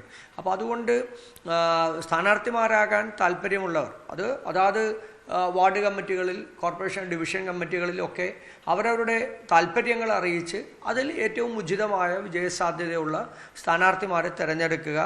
ആ തിരഞ്ഞെടുക്കുന്ന സ്ഥാനാർത്ഥിമാരെ വിജയിപ്പിക്കുക എന്നുള്ളതാണ് യഥാർത്ഥ പാർട്ടി പ്രവർത്തകരായിട്ടുള്ള ആളുകളുടെ ഉത്തരവാദിത്തം എന്ന് നമ്മൾ അവരെ ബോധ്യപ്പെടുത്തിയിട്ടുണ്ട്. ഇതിൽ ഏറ്റവും സുപ്രധാനമായ തീരുമാനം, വിമതരാകാൻ സാധ്യതയുള്ളവർ അല്ലെങ്കിൽ ആ രീതിയിൽ എതിർപ്പ് ഉയരുമ്പോൾ പ്രാരംഭഘട്ടത്തിൽ തന്നെ അവരെ കണ്ട് ചർച്ച നടത്തി അത് ഒഴിവാക്കുക എന്ന രീതിയിലേക്കാണ് ഇപ്പോൾ എത്തിയിരിക്കുന്നത്.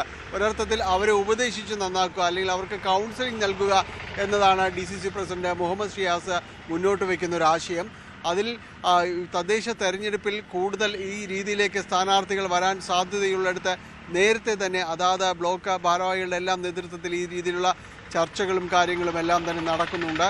അത്തരം ചിന്തകളെ തുടക്കത്തിലെ തന്നെ ഇല്ലാതാക്കി പാർട്ടിയോടൊപ്പം ചേർത്ത് നിർത്തിക്കൊണ്ട് വലിയ വിജയത്തിലേക്ക് ജില്ലയിൽ കൊണ്ടെത്തിക്കുക എന്നൊരാശയമാണ് ഇവർ മുന്നോട്ട് വയ്ക്കുന്നത്. ഏതായാലും ആ രീതിയിലുള്ള ചില ചർച്ചകളിലേക്കെല്ലാം തന്നെ തുടക്കമിട്ട് കഴിഞ്ഞു. അതോടൊപ്പം തന്നെയാണ് ഈ ജനറൽ സീറ്റുകളിലേക്കടക്കം ഒരു പക്ഷേ ജയിക്കാൻ സാധ്യതയുണ്ടെങ്കിൽ അവിടെ വനിതകളെ അടക്കം മത്സരിപ്പിക്കുക എന്നൊരാശയം കൂടി കൊണ്ടുവരുന്നത്. അവരുടെ ഈ സംവരണ വാർഡുകളിലേക്ക് മാത്രമാക്കേണ്ട വിജയ സാധ്യതയുണ്ടെങ്കിൽ ആ ചേരുവകൾ എല്ലായിടത്തും പരീക്ഷിക്കുക എന്ന രീതിയിൽ തന്നെ അത്തരമൊരാശയവും മുന്നോട്ട് വയ്ക്കുന്നുണ്ട്. ജില്ലയിൽ താരതമ്യേന ജില്ലയിൽ ഒരു മേധാവിത്വമുള്ളത് കോൺഗ്രസിന് UDF-ന് തന്നെയാണ് പല കാലത്തും. പക്ഷേ പലപ്പോഴും അതിന് തിരിച്ചടി നേരിടുന്നത് ഇത്തരം വിമത നീക്കങ്ങളിലൂടെയാണ്. കഴിഞ്ഞ തവണ കൊച്ചിൻ കോർപ്പറേഷൻ ഭരണം നഷ്ടപ്പെട്ടത് തന്നെയാണ് അതിലേറ്റവും വലിയ ഉദാഹരണം. കോൺഗ്രസ് വിമതരെ സ്വന്തമാക്കിയത് ഇടതുമുന്നണിയാണ്. അത് അതിശയപ്പെടുത്തുന്ന ഒരു നീക്കമായിരുന്നു. അങ്ങനെ 5 വർഷക്കാലം ആ വിമതരുടെ സ്വാധീനത്തിൽ നിന്നുകൊണ്ട് തന്നെ LDF-ന് ഭരണം മുന്നോട്ട് കൊണ്ടുപോകാൻ കഴിഞ്ഞു. ഒരു വേള പോലും അവർ മാറ്റി ചിന്തിച്ചില്ല എന്നതും ശ്രദ്ധേയമാണ്. അപ്പോൾ സ്വന്തം പാളയത്തിലുള്ളവരെ പോലും അന്ന് ഒരുമിച്ച് നിർത്താനായിട്ട് കോൺഗ്രസിന് കഴിഞ്ഞില്ല എന്നത് വലിയ പിടിപ്പുകേടായാണെന്ന് വ്യാഖ്യാനിക്കപ്പെട്ടത്. അപ്പോൾ ഇത്തരം കാര്യങ്ങൾക്ക് ഒരു വലിയ പരിധിവരെ തടയിടാനായിട്ട് സ്വന്തം പാളയത്തിൽ നിന്ന് ഉണ്ടാകുന്ന വിമത ശബ്ദങ്ങളെ നിശബ്ദരാക്കാൻ അവരെ തല്ലുകയല്ല, തലോടുകയാണ്, ഒപ്പം നിർത്തുകയാണ്, ഉപദേശിച്ച് കൊണ്ടു നടക്കുകയാണ് എന്നൊരു തിരിച്ചറിവിലാണ് ജില്ലാ കോൺഗ്രസ് നേതൃത്വമുള്ളത്. അതിനുവേണ്ട നീക്കങ്ങളാണ് ഇപ്പോൾ നടക്കുന്നത്.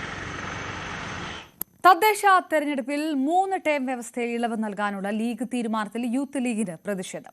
യുവാക്കളുടെ അവസരം ഇല്ലാതാക്കുന്നതാണ് നടപടിയെന്ന് നേതൃത്വത്തെ അറിയിക്കാനാണ് തീരുമാനം.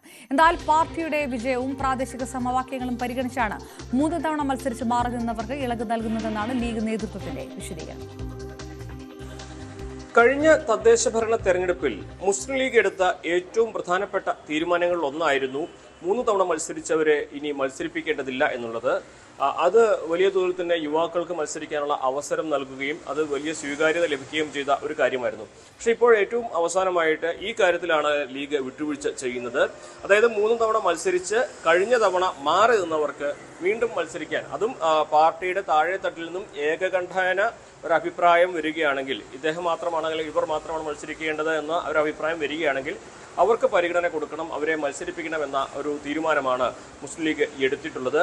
ഇത് കഴിഞ്ഞ തവണ മത്സരിക്കാതെ മാറി നിന്നവർക്ക് മാത്രം വേണ്ടിയാണ് ഇത്തരത്തിലൊരു തീരുമാനമെന്നാണ് ലീഗിന്റെ സംസ്ഥാന ജനറൽ സെക്രട്ടറി PM.A. സലാം വിശദീകരിക്കുന്നത്.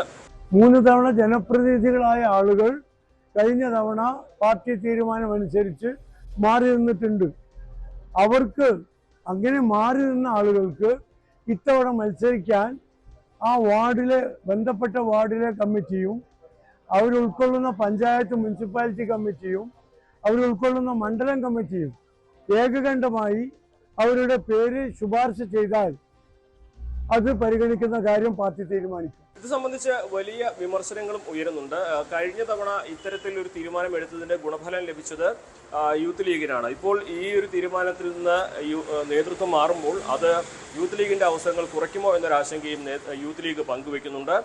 അതോടൊപ്പം തന്നെ ഈ ഒരു ആശങ്ക നേതൃത്വത്തെ അറിയിക്കുവാനും യൂത്ത് ലീഗ് തീരുമാനിച്ചിട്ടുണ്ട്. യൂത്ത് ലീഗിനെ സംബന്ധിച്ച് എല്ലാ തവണയും അവർക്ക് ഏറ്റവും അധികം അവസരം ലഭിക്കുന്നത് തദ്ദേശ ഭരണ തെരഞ്ഞെടുപ്പിന്റെ സമയത്താണ്. ആ ഒരു ഘട്ടത്തിൽ ഇത്തരത്തിലൊരു 3 ടേം മത്സരിച്ചവർക്ക് വീണ്ടും അവസരം കൊടുക്കാനുള്ള തീരുമാനം എടുക്കുന്നത് ഏത് തരത്തിലായിരിക്കും അവരുടെ അവസരം കുറയ്ക്കുക എന്നൊരാശങ്കയാണ് പങ്കുവയ്ക്കുന്നത്. എന്നാണ് ഇക്കാര്യത്തിൽ നേതൃത്വത്തെ ഇക്കാര്യങ്ങൾ അറിയിച്ച് അവരുടെ ആശങ്ക അറിയിച്ച് ഈ തീരുമാനത്തിൽ അവർക്കുള്ള അതൃപ്തി അല്ലെങ്കിൽ അവർക്കുള്ള ആശങ്ക യൂത്ത് ലീഗ് നേതൃത്വത്തെ നേരിട്ട് അറിയിക്കും എന്ന് തന്നെയാണ് അറിയാനാവുന്നത്. വലിയ തോതിൽ തന്നെ ഈ ഒരു വിഷയത്തിൽ യൂത്ത് ലീഗ് പ്രതിഷേധമുണ്ടെങ്കിലും അത് പരസ്യമായിട്ട് ഒരുപക്ഷെ ഇറങ്ങാനുള്ളൊരു സാധ്യത, പുറത്തേക്ക് വരാനുള്ള സാധ്യതയും കുറവാണ്.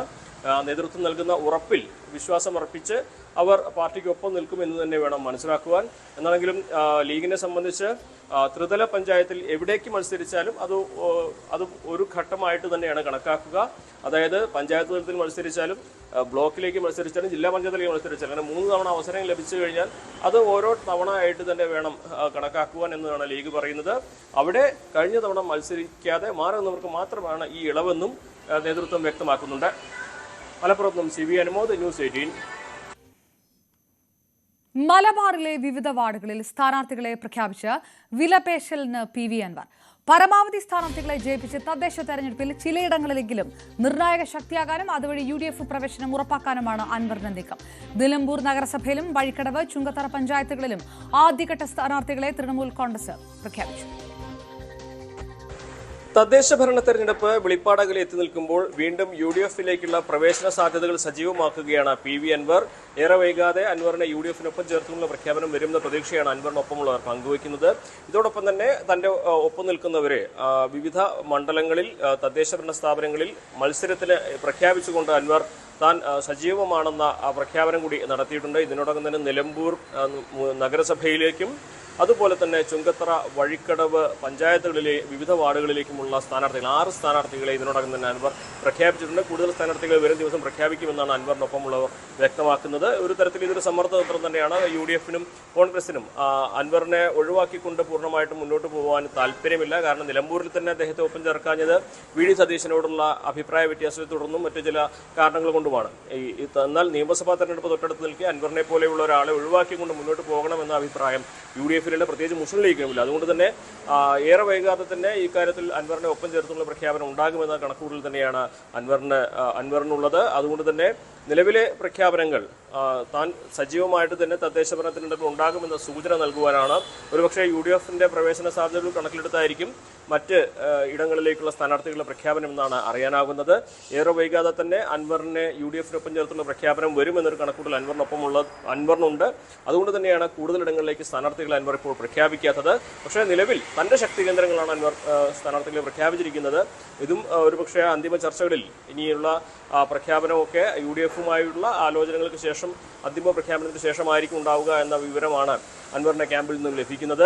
അതാണെങ്കിലും തെരഞ്ഞെടുപ്പിന് തൊട്ട് മുമ്പായിട്ട് UDFിന്റെ ഒപ്പം ചേരാൻ കഴിയുമെന്ന പ്രതീക്ഷ തന്നെയാണ് PV അൻവറും അൻവറിന്റെ ഒപ്പമുള്ളവരും പങ്കുവയ്ക്കുന്നത്. മലപ്പുറത്ത് നിന്നും CB അനുമോദ്, ന്യൂസ് 18. കൊല്ലം വിളക്കുടി ഗ്രാമപഞ്ചായത്ത് പ്രസിഡന്റിനെയും മുൻ പ്രസിഡന്റിനെയും അയോഗ്യരാക്കി തെരഞ്ഞെടുപ്പ് കമ്മീഷന്റെ ഉത്തരവ്. UDF സ്ഥാനാർത്ഥിയായി തെരഞ്ഞെടുക്കപ്പെടുകയും പിന്നീട് LDFിലേക്ക് കൂറുമാറിയ 2 ഗ്രാമപഞ്ചായത്ത് അംഗങ്ങളെയാണ് തെരഞ്ഞെടുപ്പ് കമ്മീഷൻ അയോഗ്യരാക്കിയത്. ഗ്രാമപഞ്ചായത്ത് പ്രസിഡന്റ് റെജീന തോമസ്, 3-ാം വാർഡംഗവും മുൻ പ്രസിഡന്റ് കൂടിയാക്കിയ ശ്രീകല എന്നിവരാണ് അയോഗ്യരായവർ. അടുത്ത 6 വർഷത്തേക്ക് ഇവർക്ക് പൊതു തെരഞ്ഞെടുപ്പിൽ മത്സരിക്കാൻ കഴിയില്ല. മനോജ് പുനലൂർ ചേർന്നു. ഏത് രീതിയിലാണ് വിവരങ്ങൾ വരുന്നത്? LDFിലേക്ക് കൂറുമാറിയ 2 അംഗങ്ങളെ കമ്മീഷൻ തന്നെ അയോഗ്യരാക്കുമ്പോൾ വിശദാംശങ്ങൾ എങ്ങനെയാണ്? ഇവർക്കിനി എത്ര വർഷത്തേക്കാണ് തെരഞ്ഞെടുപ്പിൽ നിന്ന് മാറി നിൽക്കേണ്ടി വരിക? അപർണ, ഇവർക്കിനി 6 വർഷത്തേക്കാണ് തെരഞ്ഞെടുപ്പിൽ നിന്ന് മാറി നിൽക്കേണ്ട സാഹചര്യം ഉണ്ടാകുന്നത്. കൊല്ലം ജില്ലയിൽ പത്തനാപുരം താലൂക്കിലെ വിളക്കുടി ഗ്രാമപഞ്ചായത്തിലാണ് ഇത്തരത്തിൽ ഒരു 2 പ്രസിഡന്റുമാരായിരുന്നു. ഒരാൾ മുൻ പ്രസിഡന്റും ഒരാൾ ഇപ്പോൾ നിലവിലെ പ്രസിഡന്റുമാണ്. ഇവരെ 2 പേരെയും അയോഗ്യരാക്കിയിരിക്കുന്നത്. ഈ സംഭവം എന്ന് പറഞ്ഞു കഴിഞ്ഞാൽ ഇവർ മുൻപ് കോൺഗ്രസിന്റെ മെമ്പർമാരായിരുന്നു. ഒരാള് കേരള കോൺഗ്രസ് എമ്മിന്റെയും ഒരാള് കോൺഗ്രസിന്റെയും മെമ്പർമാരായിട്ടായിരുന്നു ഇവർ വർക്ക് ചെയ്തു വന്നിരുന്നത്. അപ്പോൾ ഈ പ്രസിഡന്റ് തിരഞ്ഞെടുപ്പുമായി വന്നപ്പോൾ ഇവർ തമ്മിൽ ഒരു ധാരണയുണ്ടായിരുന്നു. ധാരണയ്ക്കകത്ത് എന്തോ ചില ആശയക്കുഴപ്പം ഉണ്ടായപ്പോഴത്തേക്കിന് ഇവര് LDFിലേക്ക് ചേക്കേറുകയായിരുന്നു. അങ്ങനെ LDFിന് ഭരണം കിട്ടുകയും LDFിന്റെ ഭാഗത്തു നിന്നും ഒരാൾ കുളപ്പുറം വാർഡിൽ നിന്നും വിജയിച്ച KR ശ്രീകല ആദ്യം 1 വർഷം പ്രസിഡന്റ് ആവുകയും രണ്ടാമത് റെജീന തോമസ് 2-ാം വർഷം പ്രസിഡന്റ് ആവുകയും ചെയ്തു. അതിപ്പോൾ 10 മാസമേ ആയുള്ളൂ. റെജീന തോമസ് പ്രസിഡന്റായി ഇരിക്കുന്ന സമയത്താണ് ഇപ്പോൾ ഈ വിധി വന്നിരിക്കുന്നത്. കോൺഗ്രസിന്റെ തന്നെ മുൻ പ്രസിഡന്റായിരുന്ന ഒരാളാണ് ഈ പരാതിയുമായി രംഗത്തെത്തിയത്. അദബിയ നാസുദ്ദീന്റെ പരാതിയുടെ അടിസ്ഥാനത്തിലാണ് ഇപ്പോൾ ഇങ്ങനെ ഒരു നടപടി ഉണ്ടായിരിക്കുന്നത്. അടുത്ത 6 വർഷത്തേക്കാണ് ഇവരെ തെരഞ്ഞെടുപ്പിൽ നിന്നും അയോഗ്യരായി ഇലക്ഷൻ കമ്മീഷൻ പ്രഖ്യാപിച്ചിരിക്കുന്നത്. മനോജ് പുനലൂർ വിവരങ്ങൾ. വിദ്യാഭ്യാസ മന്ത്രി വി ശിവൻകുട്ടിയെ പരിഹസിച്ച കേന്ദ്രമന്ത്രി സുരേഷ് ഗോപി. വിദ്യാഭ്യാസമുള്ള വിദ്യാഭ്യാസ മന്ത്രി വരട്ടെ എന്നായിരുന്നു പരിഹാസം. വട്ടവടയിൽ നടന്ന കലുങ്ക് സംവാദത്തിൽ സംസാരിക്കുകയായിരുന്നു സുരേഷ് ഗോപി. പുതിയ ഇംഗ്ലീഷ് മീഡിയം സ്കൂൾ വേണമെന്ന നാട്ടുകാരുടെ ആവശ്യത്തോടായിരുന്നു മറുപടി. സർക്കാരിൽ നിന്ന് ഇതൊന്നും പ്രതീക്ഷിക്കേണ്ടതും അവർ മാറട്ടെ എന്നും സുരേഷ് ഗോപി പറഞ്ഞു. മല്ലിച്ചുകൊണ്ട് എന്നെ കേവലപ്പെടുത്തിക്കൊണ്ടിരിക്കുന്ന ഒരു മന്ത്രിയാണ് ഇവിടെ ഉള്ളത്. അദ്ദേഹത്തിൻ്റെ അടുത്തൊന്നും എനിക്ക് എങ്ങനെയാണ് പോകേണ്ടതെന്ന് എനിക്ക് അറിയത്തില്ല.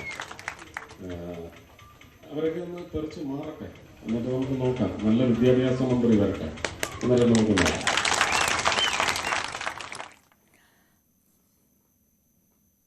അതേസമയം സുരേഷ് ഗോപിക്കെതിരെ ആഞ്ഞടിച്ച് വിദ്യാഭ്യാസ മന്ത്രി. സുരേഷ് ഗോപി കേന്ദ്രമന്ത്രിയാണല്ലോ, കേന്ദ്ര വിദ്യാഭ്യാസ മന്ത്രിയെ കുറിച്ചായിരിക്കും പരാമർശം. നാക്കെടുത്താൽ കള്ളത്തരം പറയുന്നവരാണ് സുരേഷ് ഗോപി. വാ തുറക്കുന്നത് ഭക്ഷണം കഴിക്കാനും കള്ളത്തരം പറയാനും മാത്രം. കുടുംബത്തെ കൊണ്ടുപോലും കള്ളവോട്ട് ചെയ്യിപ്പിച്ച ആളാണ് സുരേഷ് ഗോപി എന്നും വി ശിവൻകുട്ടി കുറ്റപ്പെടുത്തി. എനിക്കതിന് അദ്ദേഹം കേന്ദ്ര വിദ്യാഭ്യാസ മന്ത്രി അല്ല, കേന്ദ്ര മന്ത്രിയാണല്ലോ. അയാൾക്ക് സംസ്ഥാനത്തിന്റെ ആളിനെ പറ്റി പറയാനുള്ള അധികാരമില്ലല്ലോ. കേന്ദ്ര വിദ്യാഭ്യാസ മന്ത്രി ധർമ്മേന്ദ്ര പ്രധാനെ പറ്റിയായിരിക്കും അയാൾ പറഞ്ഞിട്ടുണ്ട്. കാരണം അദ്ദേഹം അത് പറയും. ഇപ്പൊ അയാള് പിന്നെ നാക്കെടുത്ത കള്ളത്തരം പറയുന്ന ഈ മുൻപ് പറയുന്ന പോലെ അയാൾ വാ തുറക്കുന്നത് ഭക്ഷണം കഴിക്കാനും കള്ളത്തരം പറയാനും വേണ്ടി മാത്രമാണ്. പുതുശ്ശേരിയിൽ കള്ളവണ്ടി രജിസ്റ്റർ ചെയ്ത് സർക്കാരിന്റെ ടാക്സ് വെട്ടിച്ച വേറെ ആരെങ്കിലും ഉണ്ടോ കേരളത്തിൽ? ഇന്ത്യയിൽ ചിലപ്പോൾ ഉണ്ടാവുമായിരിക്കും.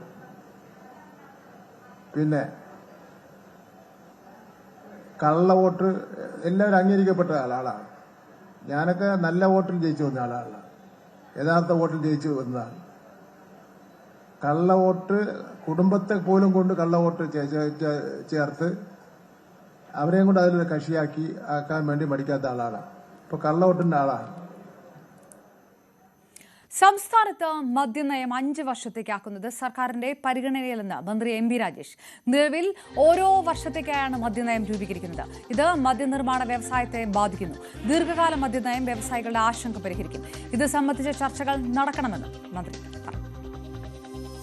മദ്യനയം നമ്മൾ ഓരോ വർഷത്തേക്കാണ് മദ്യനയം പ്രഖ്യാപിക്കുന്നത്. ഓരോ വർഷത്തേക്ക് മദ്യനയം പ്രഖ്യാപിക്കുമ്പോൾ പല കോണുകളിൽ നിന്നും വരുന്ന ഒരു വിമർശനം, പരാതി, അതൊരു അനിശ്ചിതത്വം സൃഷ്ടിക്കുന്നു എന്നാണ്. വലിയ നിക്ഷേപമൊക്കെ നടത്താൻ പലരും മടിക്കുന്നതിൻ്റെ ഒരു കാരണം മദ്യനയം ഒരു വർഷത്തേക്കാണ്. അടുത്ത വർഷത്തെ മദ്യനയം എന്താവും എന്ന കാര്യത്തിൽ അനിശ്ചിതത്വവും ആശങ്കയും ഒക്കെ ഉണ്ടാവുന്നു എന്നുള്ളതാണ്. ഇപ്പോൾ ഓരോ വർഷവും വ്യത്യസ്തമായ തലത്തിലുള്ള നിയന്ത്രണങ്ങൾ, വ്യവസ്ഥകൾ ഒക്കെ വരുമ്പോൾ ദീർഘകാലാടിസ്ഥാനത്തിലുള്ള നിക്ഷേപത്തിന് നിക്ഷേപകർ മുതിരാത്ത ഒരു സാഹചര്യം വരും. അപ്പം അത് പരിഹരിക്കാൻ 5 വർഷത്തേക്ക് മദ്യനയം രൂപീകരിക്കുക എന്ന ഒരാശയം ചർച്ചയ്ക്കായിട്ട് മുന്നോട്ട് വയ്ക്കുകയാണ്. അന്തിമ തീരുമാനം എന്ന നിലയിലല്ല, ചർച്ചയ്ക്കായിട്ട് മുന്നോട്ട് വയ്ക്കുകയാണ്. നേപ്പാളിലെ ജൻസി പ്രക്ഷോഭത്തിലേക്ക് കേരളത്തിൽ നിന്ന് ആയുധ ശേഖരണത്തിന് ആഹ്വാനം നടന്നതായി റിപ്പോർട്ട്. സാമൂഹിക മാധ്യമമായ ഡിസ്കോഡിൽ കൂടി ആയുധ ശേഖരത്തിന് ആഹ്വാനം ചെയ്യുന്നതിന്റെയും ഇതിനാവശ്യമായ സഹായങ്ങൾ സാമൂഹിക മാധ്യമത്തിൽ കൂടി വാഗ്ദാനം ചെയ്യുന്നതിന്റെയും ചാറ്റുകൾ പുറത്തുവന്നു. നേപ്പാളി മാധ്യമമായ കാഠ്മണ്ഡു പോസ്റ്റാണ് നിർണായക വിവരങ്ങൾ പുറത്തുവിട്ടിരിക്കുന്നത്. അഭിലാഷ് രാധാകൃഷ്ണൻ വിവരങ്ങളുമായി ചേർന്നു. അഭിലാഷ്, പ്രക്ഷോഭത്തിന് മുൻപ് വളരെ തൊട്ടു മുൻപ് ഇത്തരമൊരു ആഹ്വാനം ഉണ്ടായി എന്നുള്ളതാണോ? ഇത് ഏത് തരത്തിലൊക്കെയാണ് വിവരങ്ങൾ പുറത്തു വന്നിരിക്കുന്നത്? അപർണ, ഇപ്പോൾ ഏറ്റവും നിർണായകമായ വിവരങ്ങളാണ് പുറത്തു വരുന്നത്. അതായത് നേപ്പാളിലെ സർക്കാരിനെ വഴി താഴെ ഇറക്കിയ ഒരു ജൻസി പ്രക്ഷോഭത്തിൽ കേരളത്തിലും അതിൻ്റെ ലിങ്കുകൾ ഉണ്ടെന്നുള്ള വിവരങ്ങളാണ് നേപ്പാളിലെ മാധ്യമമായ കാഠ്മണ്ഡു പോസ്റ്റ് ഇപ്പോൾ പുറത്തുവിടുന്നത്. അതിൽ ഇവർ ഒരു സാമൂഹ്യ മാധ്യമ ആപ്പിലൂടെ സംസാരിക്കുന്ന ഡിസ്കോഡ് എന്ന് പറയുന്ന ഒരു സമൂഹ മാധ്യമ ആപ്പിലൂടെ സംസാരിക്കുന്ന അതിൻ്റെ സ്ക്രീൻഷോട്ടുകളടക്കം പങ്കുവച്ചുകൊണ്ടാണ് കാഠ്മണ്ഡു പോസ്റ്റ് ഇപ്പോൾ ഈ വാർത്ത പുറത്തുവിട്ടിരിക്കുന്നത്. അതായത് നേപ്പാളിലെ ജൻസികളുടെ കൂട്ടായ്മ അവിടെ ഈ ഒരു സമരം നടത്തുമ്പോൾ അതൊരു കലാപത്തിനപ്പുറമുള്ള ഒരു സമരം നടത്തുമ്പോൾ അതിന് ആ ഒരു സമരം മുന്നോട്ട് കൊണ്ടുപോകാൻ അവർ ഡിസ്കോഡ് എന്ന് പറയുന്ന ഒരു ഗെയിമിംഗ് ആപ്പ്, അതായത് ഗെയിമേഴ്സ് തമ്മിൽ പരസ്പരം സംസാരിക്കുന്ന ഗെയിം കളിക്കുന്ന കുട്ടികൾ കൂടുതലായി ഉപയോഗിക്കുന്ന ഡിസ്കോഡ് എന്ന് പറയുന്ന ഒരു ആപ്പാണ് അതിനായി അവർ ഉപയോഗിച്ചിരിക്കുന്നത്. അതിലൂടെ ഈ ഒരു സമരത്തെ എങ്ങനെ മുന്നോട്ട് കൊണ്ടുപോകണമെന്നും അതുമായിട്ടുള്ള ചർച്ചകൾ നടത്തിയെന്നുമുള്ള വിവരങ്ങളാണ് ഇപ്പോൾ കാഠ്മണ്ഡു പോസ്റ്റ് പുറത്തുവിട്ടിരിക്കുന്നത്. മാത്രമല്ല ഇതിൽ ഏറ്റവും പ്രധാനപ്പെട്ട വിവരം എന്ന് പറയുന്നത് അതിൽ ഗ്രീനിഷ് എന്ന് പറയുന്ന ഒരു അക്കൗണ്ടിൽ നിന്ന് വന്ന ഒരു ചാറ്റാണ്. അതായത് ഈ ഒരു സമരം ഇനി മുന്നോട്ട് കൊണ്ടുപോകണം. സെപ്റ്റംബർ 8-ന് തുടങ്ങിയ സമരം ഇനിയിപ്പോൾ കൃത്യമായി മുന്നോട്ട് കൊണ്ടുപോകണം. ആ ഒരു മുന്നോട്ട് കൊണ്ടുപോകുമ്പോൾ അതിനുവേണ്ട ആയുധങ്ങൾ നമുക്ക് ഇറക്കുമതി ചെയ്യേണ്ടതുണ്ട്. അത് ഇന്ത്യയിൽ നിന്ന് കേരളത്തിൽ നിന്ന് ഇറക്കുമതി ചെയ്യാൻ തനിക്ക് കഴിയും. 50-ലധികം ഗ്രനേഡുകൾ കേരളത്തിൽ നിന്ന് കൊണ്ടുവരാൻ കഴിയും. അതുമായി ബന്ധപ്പെട്ട് പ്രവർത്തിക്കുന്ന ഏജന്റിനെ, കേരളത്തിലുള്ള ഏജന്റിനെ തനിക്ക് അറിയാമെന്നുള്ളതാണ് ഡിസ്കോഡ് എന്ന് പറയുന്ന ആപ്പിൽ കേരളത്തിൽ നിന്നുള്ള ഒരാൾ ഉണ്ട് എന്നുള്ള കാര്യം ഈ ഗ്രീനിഷ് എന്ന് പറയുന്ന അക്കൗണ്ടിൽ നിന്ന് വരുന്നത്. അത് രാത്രി 11:50-നാണ് പുറത്തു വരുന്നത്. ഇത്തരത്തിലുള്ള വിവരങ്ങളാണ് ഈ കാഠ്മണ്ഡു പോസ്റ്റ് എന്ന് പറയുന്ന നേപ്പാൾ മാധ്യമത്തിൽ വന്നിരിക്കുന്നത്. ഏറ്റവും നിർണായകമായ വിവരം. ഇതുമായി ബന്ധപ്പെട്ട് ഇനിയിപ്പോൾ കൂടുതൽ വിവരങ്ങൾ, അതായത് നേപ്പാൾ സർക്കാർ ഇന്ത്യയുമായി ബന്ധപ്പെട്ട് ഇത്തരത്തിൽ ആളുകൾ പ്രവർത്തിക്കുന്നുണ്ടോ തുടങ്ങിയിട്ടുള്ള കാര്യങ്ങളിൽ അന്വേഷണം നടക്കുമോ എന്നുള്ള കാര്യം കണ്ടു തന്നെ അറിയണം. പക്ഷേ നേപ്പാളിൽ നടന്ന ലോകം മൊത്തം ഞെട്ടിച്ച ഒരു 20-നും 30-നും ഇടയിലുള്ള യുവാക്കൾ തെരുവിലിറങ്ങി പ്രതിഷേധിച്ച് ഒരു സർക്കാരിനെ വരെ താഴെയിട്ട ഒരു സമരത്തിന്, ഒരു വലിയ കലാപത്തിന് കേരളത്തിൽ ലിങ്കുകളുണ്ട്. കേരളത്തിലുള്ള ആളുകളും അതിനെ സഹായിക്കാൻ ഒരുക്കമായിരുന്നു എന്നുള്ള വിവരങ്ങൾ പുറത്തു വരുന്നത് ഏറെ ഞെട്ടിക്കുന്നതാണ്. അതിൽ കേരളത്തിൽ നിന്ന് ആയുധങ്ങൾ എത്തിക്കാൻ കഴിയുമെന്നുള്ളതാണ് ആ ചാറ്റുകളിൽ വരുന്ന ഏറ്റവും നിർണായകമായ വിവരം. അതിൽ കേരളത്തിൽ നിന്ന് തോക്കുകൾ എത്തിക്കാൻ കഴിയും, അതുപോലെ ഗ്രനേഡുകൾ എത്തിക്കാൻ കഴിയുമെന്നുള്ള വിവരങ്ങളാണ് ആ ചാറ്റുകളിൽ വന്നിരിക്കുന്നത്. അത് ഏറ്റവും പ്രധാനപ്പെട്ട നിർണായകമായ ആശങ്കപ്പെടുത്തുന്ന ഒരു വാർത്തയാണ് അപർണ. എന്തായാലും ഇതിൽ കൂടുതൽ അന്വേഷണങ്ങൾ ഉണ്ടാകുമോ എന്നുള്ള കാര്യം കണ്ടു തന്നെ അറിയണം. റൈറ്റ്. ഏതായാലും അതിനിർണായകമായിട്ടുള്ള വിവരങ്ങളാണ്. കേരളത്തിൽ നിന്ന് ആയുധ ശേഖരണത്തിന് ആഹ്വാനമുണ്ടായി, വാഗ്ദാനമുണ്ടായി നേപ്പാളിലെ ഏജൻസി പ്രക്ഷോഭത്തിനെന്നുള്ളത്. കൂടുതൽ വിവരങ്ങളൊക്കെ വരും സമയങ്ങളിൽ പുറത്തു വരുന്നത്. എത്രത്തോളം നിർണായകമാകും എന്നൊക്കെ കണ്ടറിയാനിരിക്കുന്നുള്ളൂ. അഭിലാഷ് രാധാകൃഷ്ണൻ വിവരങ്ങൾ നൽകിയത്. 100 മീറ്റർ മത്സരങ്ങളിൽ ട്രാക്കിന് വേഗച്ചൂടായിരുന്നു. ജൂനിയർ പെൺകുട്ടികളുടെ വിഭാഗത്തിൽ കോഴിക്കോട് നിന്ന് ദേവനന്ദ സ്വർണ്ണ മെഡൽ നേടി. 12.45 സെക്കൻഡിലാണ് ഫിനിഷ് ചെയ്തത്. ജൂനിയർ ആൺകുട്ടികളുടെ മത്സരത്തിൽ ആലപ്പുഴയിൽ നിന്ന് അതുൽ TM 10.81 സെക്കൻഡിൽ ഫിനിഷ് ചെയ്തു. 47 വർഷത്തെ റെക്കോർഡാണ് അതുൽ മറികടന്നത്. സീനിയർ പെൺകുട്ടികളുടെ മത്സരത്തിൽ മലപ്പുറത്ത് നിന്ന് ആദിത്യ അജി 12.11 സെക്കൻഡിൽ ഫിനിഷ് ചെയ്തപ്പോൾ ആൺകുട്ടികളുടെ മത്സരത്തിൽ പാലക്കാട് നിന്ന് നിവേദ് കൃഷ്ണ 10.79 സെക്കൻഡിൽ ഫിനിഷ് ചെയ്തു. സന്തോഷമുണ്ട്. 10.79 ഓടിയത് അത് ഇടാൻ പറ്റാത്തതിൽ 9 മൈക്രോ സെക്കൻഡിന്റെ വ്യത്യാസം. അതെ ഇടാൻ പറ്റാൻ ഭയങ്കര സങ്കടമുണ്ട്. അതെ ആംഗിൾ ഇഞ്ച് പ്രശ്നം. 1 മാസത്തോളം റെസ്റ്റ് ആയിരുന്നു. വരുന്ന ഒരാഴ്ച വർക്കൗട്ട് കിട്ടിയിട്ടുള്ളൂ.